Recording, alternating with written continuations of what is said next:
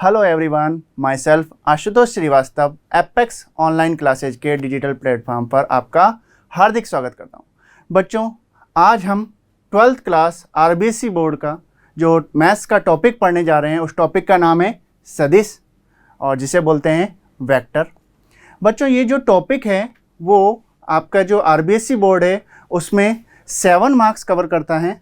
7 marks का ये topic है और इस टॉपिक पर डिपेंड नेक्स्ट टॉपिक है जिसका नाम है 3D त्रिविमीय ज्यामिति। ठीक है, वो भी 7 मार्क्स का है, ये भी 7 मार्क्स का है और ये जो नेक्स्ट टॉपिक है त्रिविमीय ज्यामिति वो इस पर डिपेंड है।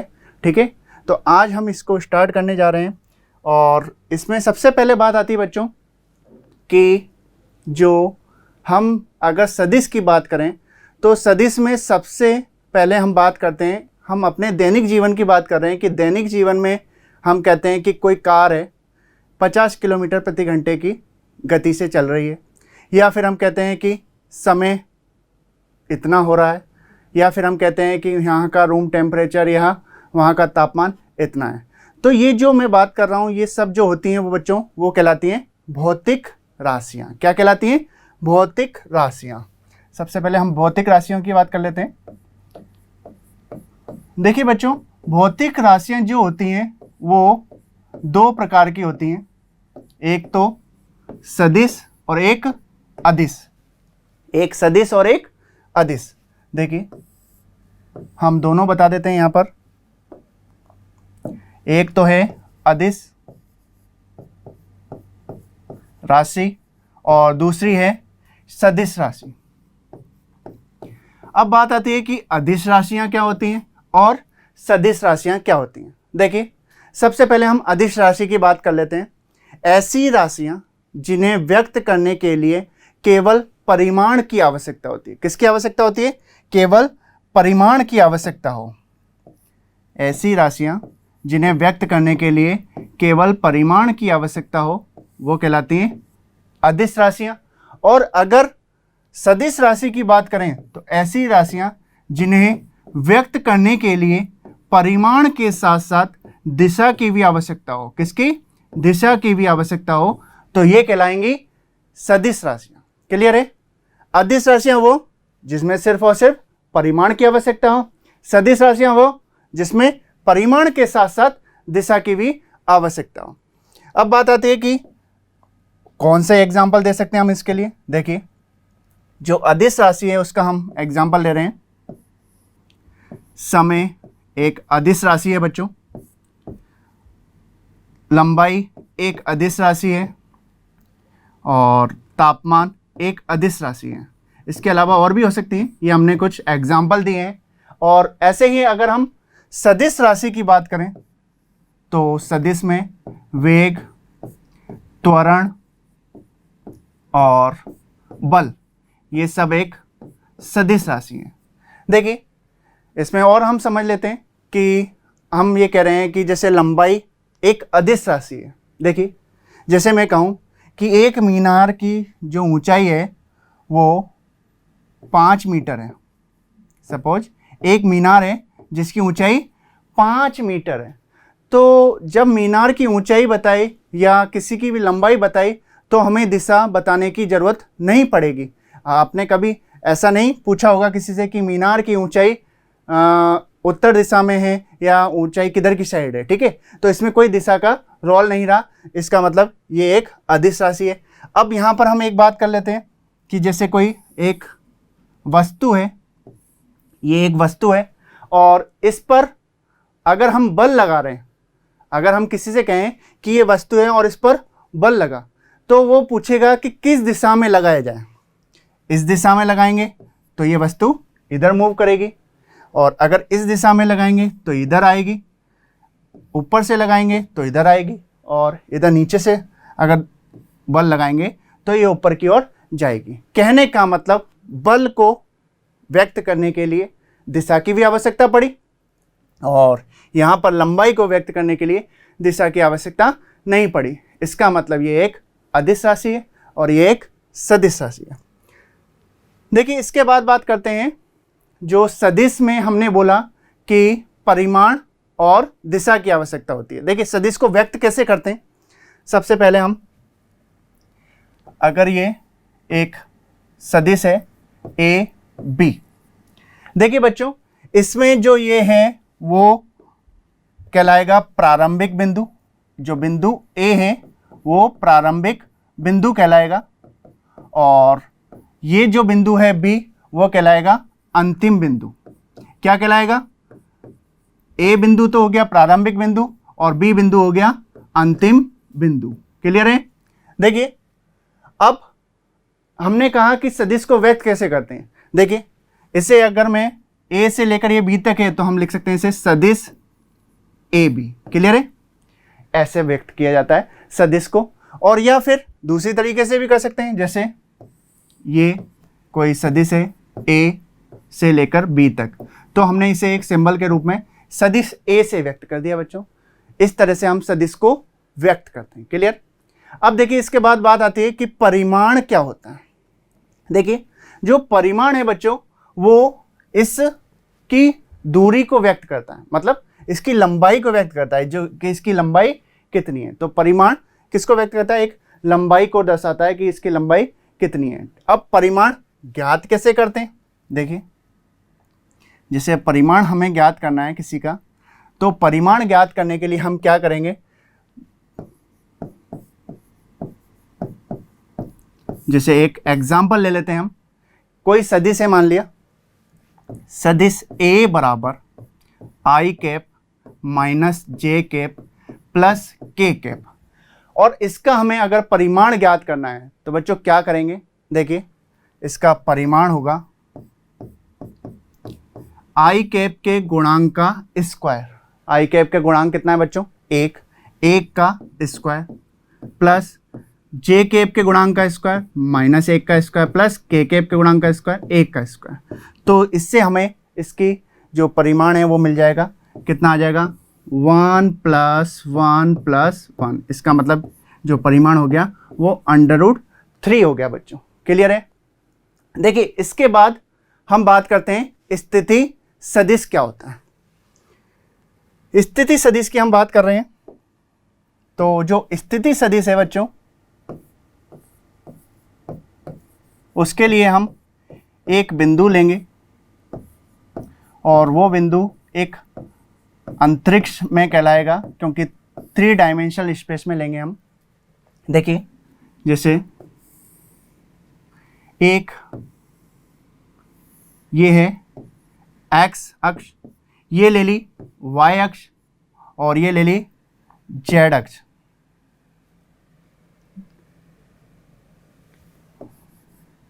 ये एक्स वाई और जेड अक्ष हो गई। इसके बाद इसमें एक बिंदु ले रहे हैं बच्चों हम, वो बिंदु ले रहे हैं P, जो यहां पर स्थित है। ठीक है। और इस बिंदु P के जो निर्देशांक है बच्चों वो हैं x, y and z। Clear. ये जो बिंदु है वो बिंदु है मूल बिंदु, इसके निर्देशांक हैं 0, 0, 0। क्लियर है। देखिए जो हम स्थिति सदिश बच्चों ज्ञात करते हैं वो किसी बिंदु के सापेक्ष होता है। सबसे पहली बात आपको ये ध्यान रखनी है कि जो हम स्थिति सदिश ज्ञात करते हैं वो किसी बिंदु के सापेक्ष होता है।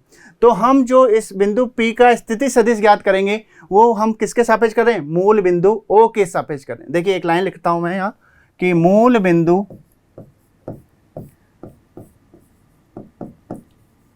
O के सापेक्ष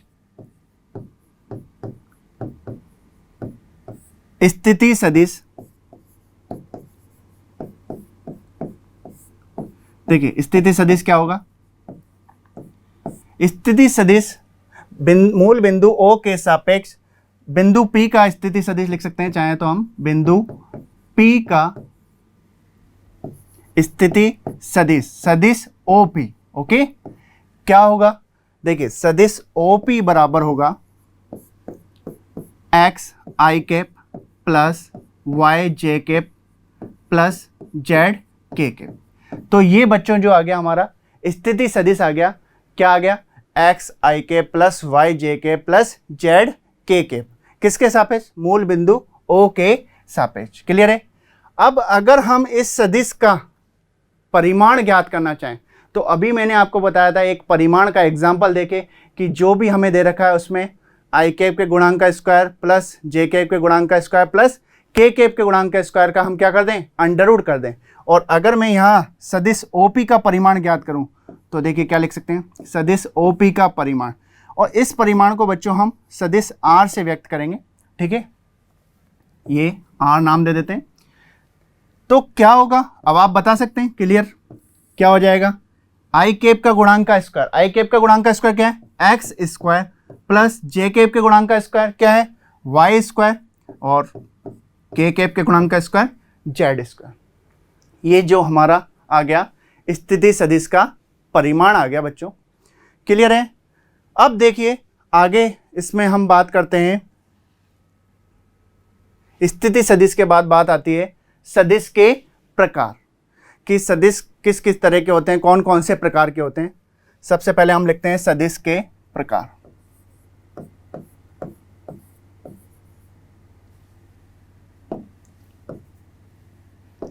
सदिश के प्रकार। देखिए बच्चों, सदिश के प्रकार में सबसे पहला जो सदिश आता है वो है शून्य सदिश। कौन सा सदिश? शून्य सदिश। अब बात आती है कि शून्य सदिश क्या होता है। तो ऐसा सदिश, शून्य सदिश किसे कहते हैं? ऐसा सदिश जिसका प्रारंभिक और अंतिम बिंदु एक ही हो। मतलब जो प्रारंभिक बिंदु है वही अंतिम बिंदु हो तो वो क्या कहलाएगा बच्चों? शून्य सदिश कहलाएगा। प्रारंभिक और अंतिम बिंदु मैंने आपको बताया था, जहां से सदिश स्टार्ट हो रहा है और जहां खत्म हो रहा है। जहां स्टार्ट हो रहा है वो प्रारंभिक बिंदु और जहां खत्म हो रहा है वो अंतिम बिंदु। ठीक है। दूसरा आता है हमारा इकाई सदिश। इकाई सदिश भी बोलते हैं, मात्रक सदिश भी बोल सकते हैं। इकाई सदिश में क्या है? ऐसा सदिश जिसका परिमाण एक इकाई हो। ऐसा सदिश जिसका परिमाण कितना हो बच्चों? एक इकाई हो तो वो क्या कहलाएगा? इकाई सदिश कहलाएगा। इसके लिए एक एग्जांपल समझ सकते हैं कि ये हमारा घर है और ये हमारा स्कूल है। इस घर से स्कूल की दूरी 1 किलोमीटर है। तो ये क्या है? इकाई कितनी है? 1 यूनिट। इसका मतलब ये एक इकाई सदिश है। क्या है?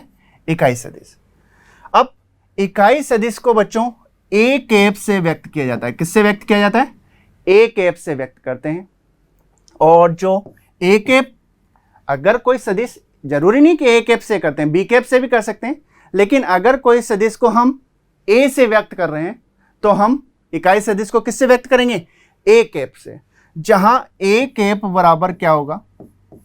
सदिश ए अपॉन सदिश ए का परिमाण। सदिश ए जो दिया होगा सदिश वो, और सदिश ए का परिमाण कौन सा? अभी आपने ज्ञात करना सीखा था, परिमाण कैसे ज्ञात करते हैं, वो मान रख देंगे, आंसर आ जाएगा। अब हम इकाई सदिश पर एक एग्जाम्पल कर लेते हैं। देखिए एक क्वेश्चन लिख रहा हूं मैं। क्वेश्चन है, कोई सदिश है ए बराबर I cap plus 2j cap minus K cap. ठीक है।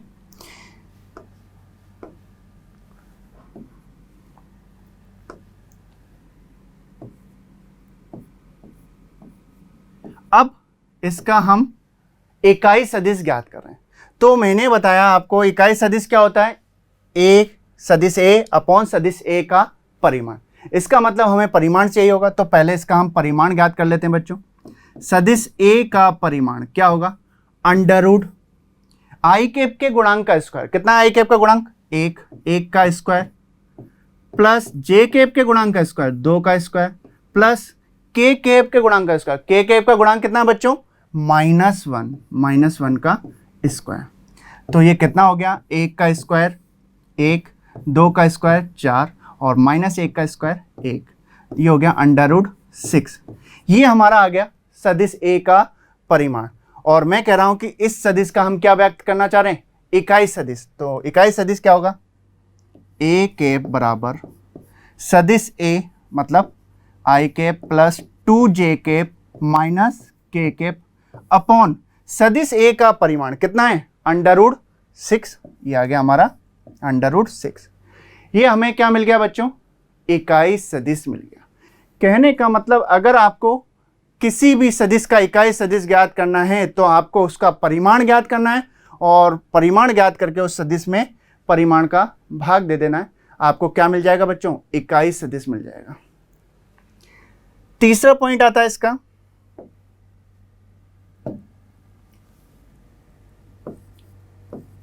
सह आदिम सदिश। सह आदिम सदिश।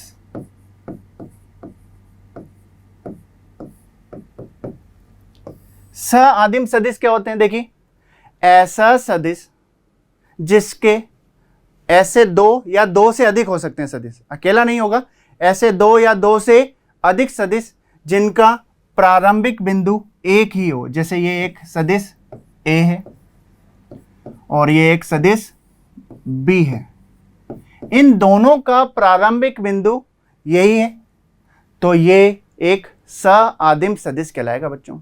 ठीक है, सआदिम सदिश आपको समझ में आ गया होगा। इसके बाद बात आती है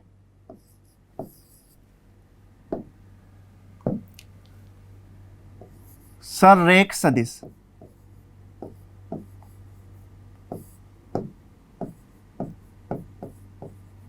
देखिए संरेख सदिश क्या होते हैं, संरेख सदिश को हम बोल सकते हैं समांतर सदिश। ठीक है, तो जैसे ये एक सदिश है सदिश ए और ये दूसरा सदिश है सदिश बी, ये दोनों क्या कहलाएंगे, समांतर सदिश है। इसका मतलब ये क्या है, एक संरेख सदिश है। और इस तरह से भी हो सकते हैं, ये सदिश ए और ये सदिश बी, तो ये भी क्या कहलाएंगे बच्चों, संरेख सदिश कहलाएंगे। या फिर इस तरह से ले लेते हैं, ये सदिश ए है और ये सदिश बी है, तो ये भी क्या कहलाएंगे बच्चों, संरेख सदिश कहलाएंगे। क्लियर। पांचवा प्रकार है हमारा समान सदिश।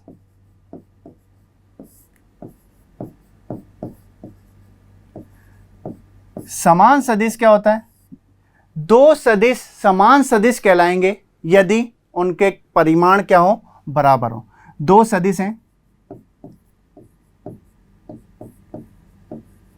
सदिश ए तथा सदिश बी, दो सदिश ले लिए हमने, सदिश ए तथा सदिश बी, तो यह समान सदिश कहलाएंगे। समान सदिश कहलाते हैं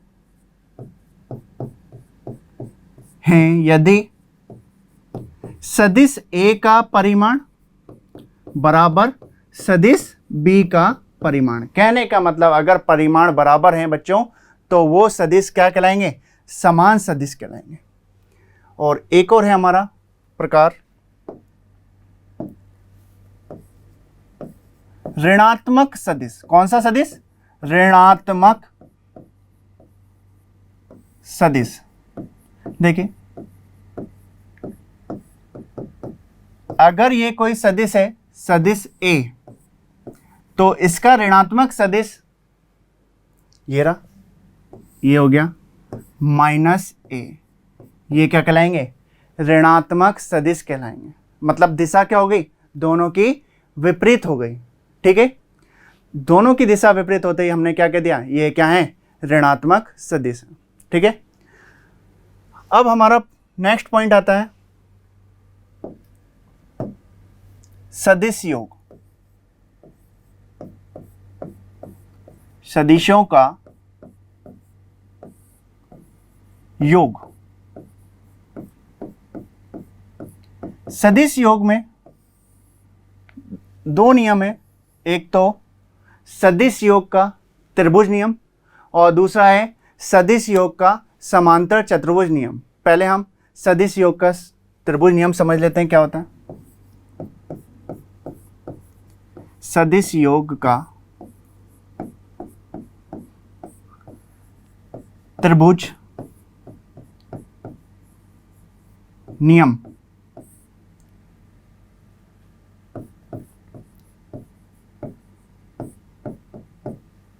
देखिए, सदिश योग का जो त्रिभुज नियम है बच्चों, इसमें हम पहले दो सदिश लेते हैं। एक सदिश ये हो गया सदिश ए, और एक सदिश हमने ऐसे ले लिया सदिश बी। क्लियर? अब पहले इन्हें एक जगह लेते हैं। देखिए क्या करें, ये था सदिश ए और ये सदिश बी को बिल्कुल समांतर में हम इस तरह से बना सकते हैं। ये हो गया हम हमारा सदिश बी।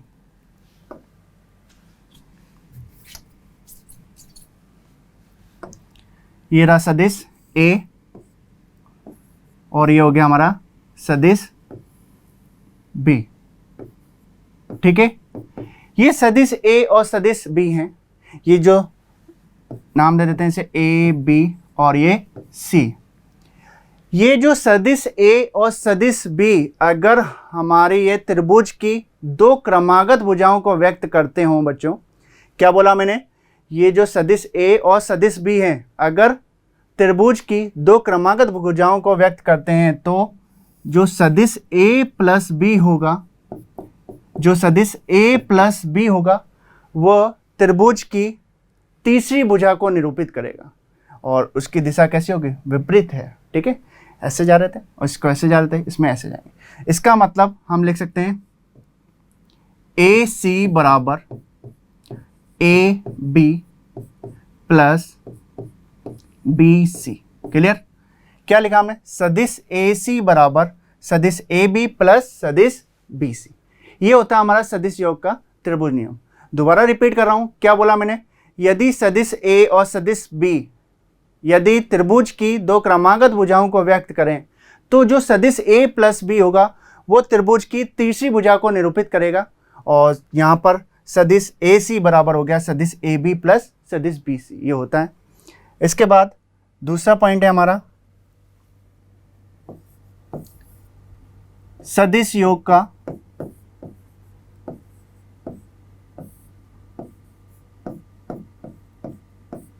समांतर चतुर्भुज नियम। कौन सा? समांतर चतुर्भुज नियम। देखिए बच्चों, इसमें क्या होता है, ये आप जो सदिश योग का त्रिभुज नियम है उसी पर आधारित है, कुछ अलग नहीं है। बस इसमें हम थोड़ा सा डिफरेंट कर देते हैं। देखिए, ये सदिश ए है और ये कोई सदिश बी था। वहां पर ये त्रिभुज की दो क्रमागत भुजाओं को व्यक्त कर रहे थे और यहां पर क्या होगा, ये समांतर चतुर्भुज की दो भुजाओं को व्यक्त करेंगे। ये हो गया सदिश ए और सदिश बी। वहां पर जो सदिश ए प्लस बी था वो त्रिभुज की तीसरी भुजा को व्यक्त कर रहा था, लेकिन यहां पर जो सदिश ए प्लस बी होगा बच्चों वो इसके जो विकर्ण होगा, ये अगर हम इस तरह से बना दें तो क्या बनेगा, समांतर चतुर्भुज बन जाएगा। ठीक है, तो ये जो ए प्लस बी सदिश ए प्लस बी है वो किसको व्यक्त कर रहा है, इसके विकर्ण को व्यक्त कर रहा है। जो ये समांतर चतुर्भुज है हमारा ए बी सी डी, इसके विकर्ण को क्या व्यक्त कर रहा है, सदिश ए प्लस बी। ओके, अब ये हो गया हमारे सदिश योग का समांतर चतुर्भुज नियम। ये तो जो हमारी पार्ट की थ्योरी थी एक्सरसाइज की वो हमने पढ़ ली। अब इस पर बेस हम कुछ क्वेश्चन करके देखते हैं बच्चों। सबसे पहले मैंने आपको बताया था इकाई सदिश का एक एग्जाम्पल बताया था, और इकाई सदिश पर ही बेस एक और क्वेश्चन मैं बताने जा रहा हूं। देखिए क्वेश्चन है, अगर कोई सदिश है, सदिश दे रखा हमें आई कैप माइनस 3 जे कैप प्लस के कैप। तो इस सदिश का, ये जो सदिश दे रखा है बच्चों, इस सदिश का ऐसा सदिश ज्ञात करना है हमें जिसका परिमाण 8 इकाई हो। कितना? 8 इकाई हो। सदिश आई कैप माइनस 3 कैप प्लस के कैप का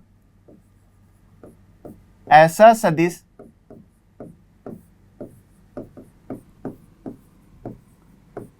ज्ञात कीजिए जिसका परिमाण 8 इकाई हो। क्लियर? अब कैसे ज्ञात करेंगे? देखिए, सबसे पहले बात को समझिए। हमें बोला गया है कि जो सदिश दे रखा है उसका हमें ऐसा सदिश ज्ञात करना है जिसका परिमाण कितना हो? 8 इकाई। तो हम डायरेक्ट तो कर नहीं सकते, लेकिन हम किसी भी सदिश का इकाई सदिश ज्ञात करना जानते हैं बच्चों। ठीक है? कैसे करते हैं? निकाल लेते हैं पहले। देखिए, इसको हम नाम दे देते हैं, ए नाम दे देते हैं। मान लिया सदिश ए बराबर है आई कैप माइनस 3 कैप प्लस के कैप। क्लियर? अब इस सदिश का हम क्या ज्ञात कर रहे हैं? इकाई सदिश ज्ञात कर रहे हैं। तो इकाई सदिश के लिए सबसे पहले क्या चाहिए रहता है बच्चों? परिमाण चाहिए रहता है। तो परिमाण आई कैप के गुणांक का स्क्वायर, 1 का स्क्वायर, प्लस जे कैप के गुणांक का स्क्वायर माइनस 3 का स्क्वायर, प्लस के कैप के गुणांक का स्क्वायर 1 का स्क्वायर। ठीक? ये जो सदिश ए का परिमाण आया वो कितना आ गया? 1 का स्क्वायर 1, 3 का स्क्वायर 9 और 1 का स्क्वायर 1। ये हो गया √11।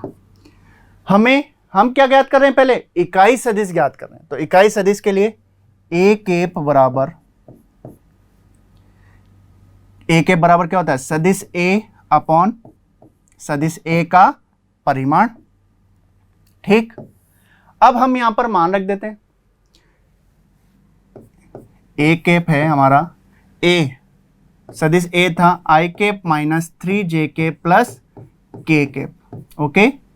और बटे में क्या आ जाएगा? सदिश ए का परिमाण कितना है? √11। तो ये जो हमने ज्ञात करा बच्चों वो तो हो गया इकाई सदिश। लेकिन हमें ऐसा सदिश ज्ञात करना है जिसका परिमाण कितना हो? 8 इकाई। देखिए, इकाई सदिश आ गया, मतलब इसका परिमाण कितना है? इकाई है। तो अगर इसको हम 8 से गुणा कर दें तो ऐसा सदिश आ जाएगा बच्चों जिसका परिमाण कितना हो? 8 इकाई हो। तो ऐसा सदिश जिसका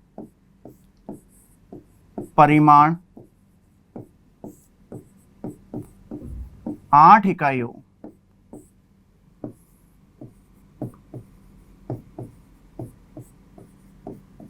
तो क्या करें? 8 से इसको हम गुणा कर देते हैं। 8 आई कैप माइनस 3 कैप प्लस के कैप अपॉन √11। ये आपका आंसर हो गया। ऐसा सदिश ज्ञात हो गया जिसका परिमाण कितना है बच्चों? 8 इकाई। हम नेक्स्ट क्वेश्चन करते हैं। देखिए, एक क्वेश्चन इसमें ऐसा भी बनता है कि 2 सदिश दे देगा और बोलेगा सिद्ध कीजिए कि ये संरेख सदिश है। तो पहले तो कैसे देखते हैं कि 2 सदिश संरेख सदिश होंगे? देखिए, पहले तो हम लिख लेते हैं नोट के रूप में। 2 सदिश सदिश ए तथा सदिश बी संरेख सदिश कहलाएंगे। संरेख सदिश कहलाते हैं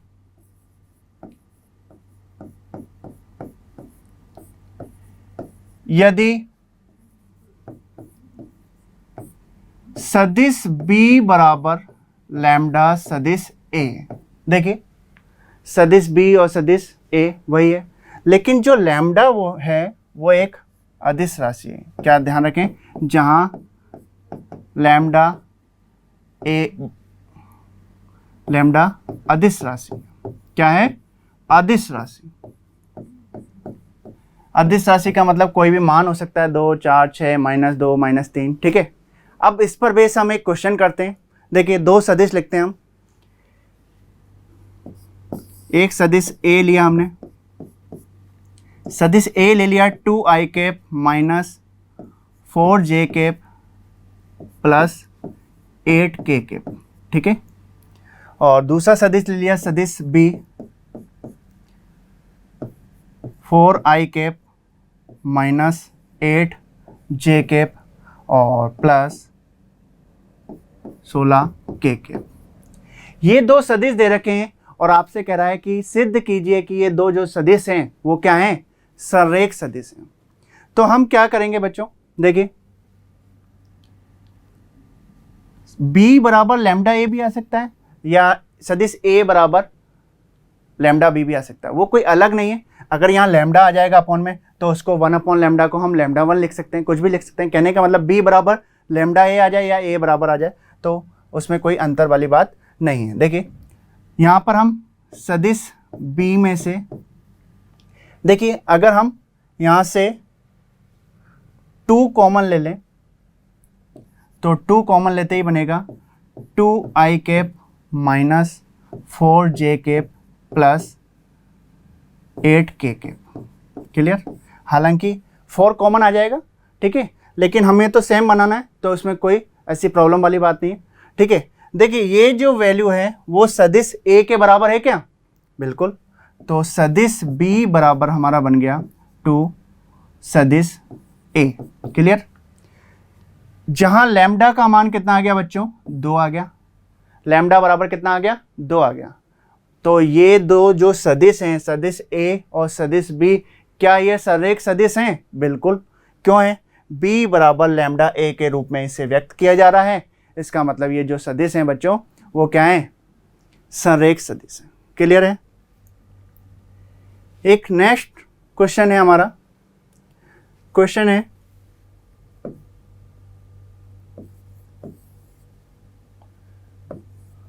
जांच कीजिए कि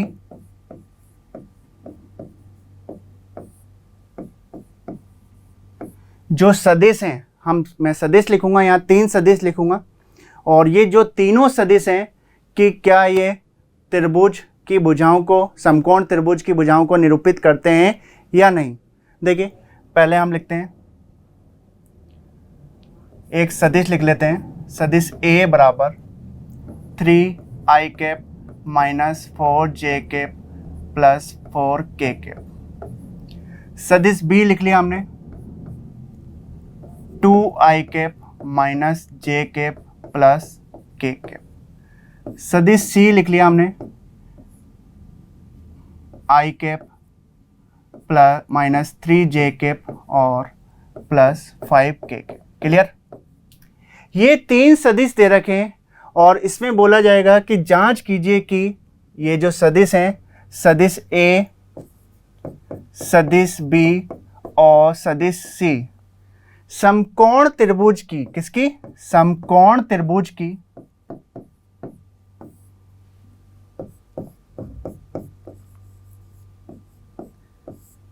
भुजाओं को